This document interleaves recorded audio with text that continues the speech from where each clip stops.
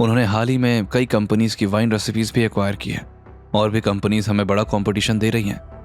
Mister के arrogant tone में बोले, कंपटीशन से ही और बेटर करने का जज्बा बनता है और हमारे पास ऐसी वाइन्स हैं जो उनके पास नहीं है। जल्दी हमारी एक यूनिक वाइन आने वाली है जो मार्केट में रेवोल्यूशन ला देगी। हमें बस अपनी कोर स्ट्रेंथ्स पर फोकस करना है। उसकी बातें सुनकर कियारा मन ही मन सोच रही थी, इस आदमी में कुछ तो बात है। इसकी हर बात में कॉन्फिडेंस है लेकिन साथ ही मिस्ट्री भी। कौन है ये एक्चुअली और इनके पास जो बिजनेस नॉलेज है वो कहां से आई? ये कंपनी को इतना अच्छे से समझ कैसे रहे हैं? मीटिंग खत्म होने के बाद जब मिस्टर के बाहर निकल रहा था तो कियारा की नजर बार बार उस पर जा रही थी। वह मुड़ मुड़ कर उसे ही देख रही थी जैसे उस पर एक अलग ही जादू चल गया हो। वहीं कबीना मिस्टर के को जाते देख रही थी लेकिन उसके मन में अलग ही थॉट्स चल रहे थे। यो मिस्टर के इतना मिस्टीरियस क्यों है रे? और वेद भी कल से अजीब सा बिहेव कर रहा है, कहीं कोई कनेक्शन तो ना हो। कियारा अपने कैबिन में आने के बाद भी मिस्टर के बारे में ही सोच रही थी। तभी उसके कैबिन का दरवाजा खुला और कियारा अपने ख्यालों से बाहर आई। उसने जैसे ही वेद को देखा वो चिढ़ते हुए बोली, तुम अभी तक कहाँ थे? वेद बहाना बनाते हुए बोला, वो कुछ पर्सनल काम था। कियारा ने हैरानी से पूछा, पर्सनल काम? कौन सा पर्सनल काम इतना इंपॉर्टेंट है जो तुम्हें वर्किंग आवर में ही पूरा करना है? वेद कियारा का बिहेवियर देखकर अपसेट था। मिस्टर के सामने तो कियारा बिल्कुल अलग बिहेव कर रही थी, बार बार उसे देख रही थी, लेकिन जब वो अपने असली रूप यानी वेद बनकर खड़ा है तो कियारा का बिहेवियर बिल्कुल अलग है। वेद ने चिढ़कर कहा, कियारा मैं बच्चा नहीं हूं, हर बात की जस्टिफिकेशन देने की जरूरत नहीं है। अगर कहा पर्सनल काम था तो था। वाह, एटीट्यूड तो देखो, अभी तक तो बहुत हम्बल थे, अचानक से क्या हो गया? वेद ने अपने इमोशन कंट्रोल करते हुए कहा, कुछ नहीं हुआ, बस आज तबीयत ठीक नहीं है, सिर में बहुत दर्द हो रहा है, मुझे रेस्ट करना है, मैं घर जा रहा हूं। ये कहकर वेद जल्दी से ऑफिस से निकल गया। उसे जाते देख कियारा बुदबुदाई, पता नहीं दादी ने क्या देखकर इससे मेरी शादी करवा दी। एक तरफ मिस्टर के हैं जो इतने इंप्रेसिव थे, उनका एक अलग ही क्लास था, और ये वेद, दोनों में जमीन आसमान का फर्क है।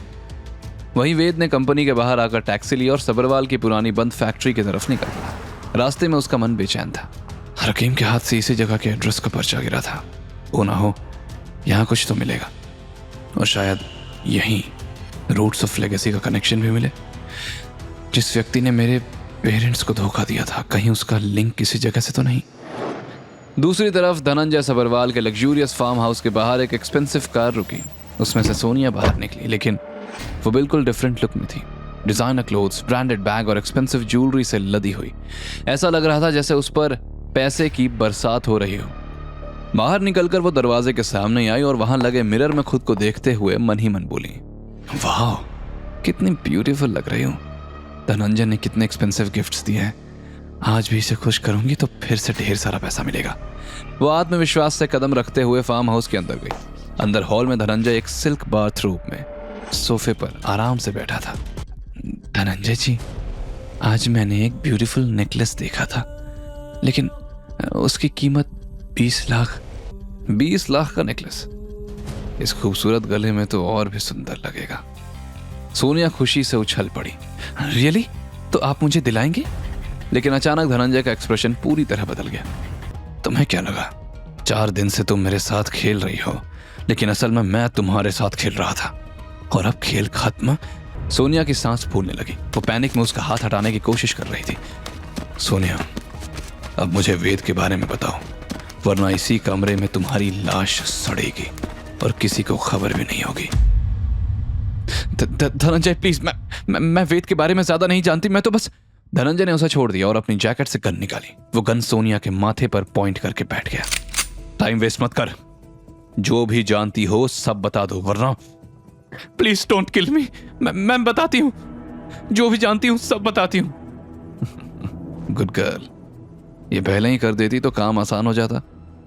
वेद जब मिला था तो ऐसा लग रहा था जैसे उसे शहर के बारे में कुछ पता ही नहीं, बेसिक नॉलेज भी नहीं थी उसे, जैसे किसी पहाड़ों से या ऐसी जगह से आया है जहां बाहरी दुनिया से कनेक्शन नहीं है।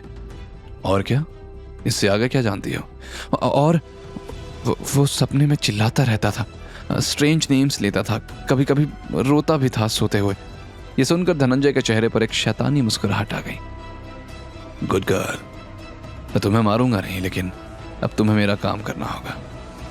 मैं कुछ भी करूंगी, please just don't hurt me. वहीं वेद शहर से निकलकर उस आइसोलेटेड एरिया में पहुंच गया जहां वो फैक्ट्री थी।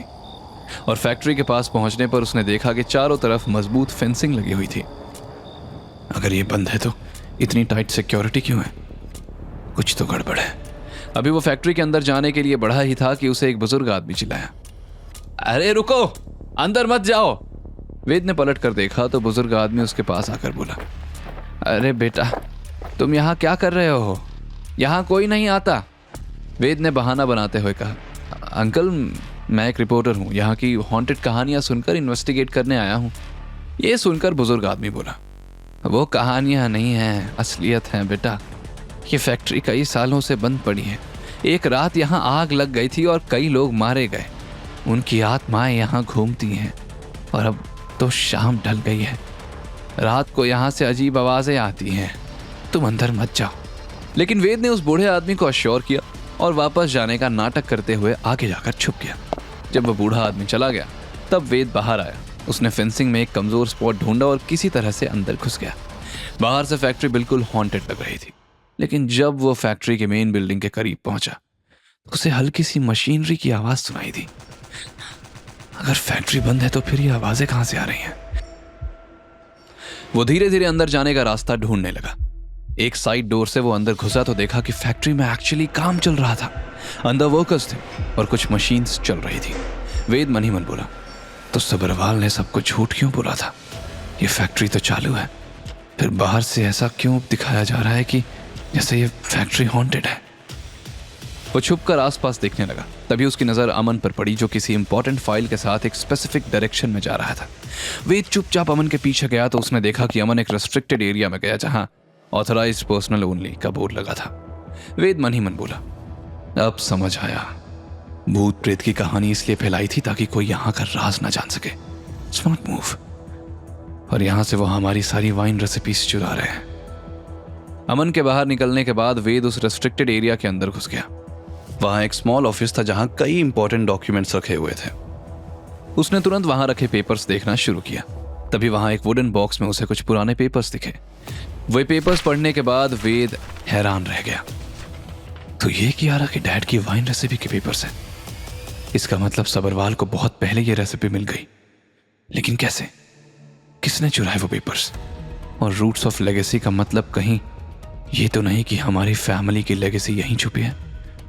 जो व्यक्ति मेरे पेरेंट्स के साथ था, कहीं वही तो नहीं जिसने ये रेसिपी चुराई? उसकी नजर कॉर्नर के एक स्पेसिफिक रूम पर पड़ी। उसने तुरंत पेपर्स को अपनी जैकेट में छुपा लिया और उस रूम के अंदर चला गया। लेकिन तभी उसके पीछे दरवाजा अचानक बंद हो गया और तेज अलार्म बजने लगा। Security breach, unauthorised access detected. Ved panic होकर बोला, शिट, ये रूम सेल्फ डिस्ट्रक्टिव है। अलार्म सिस्टम एक्टिवेट हो गया है। अब मुझे जल्दी से वाइन फेयर के लिए ये रेसिपी पेपर्स लेकर निकलना होगा। चारों तरफ लाल लाइट्स चमकने लगी और वेद को समझ आ गया कि वो मुसीबत में फंस गया है। आगे की कहानी जानने के लिए देखें अगला एपिसोड सिर्फ पॉकेट एफएम के YouTube चैनल पर। और के फॉर किंग के सारे एपिसोड्स को सुनने के लिए डिस्क्रिप्शन में दी लिंक से डाउनलोड करें पॉकेट एफएम ऐप।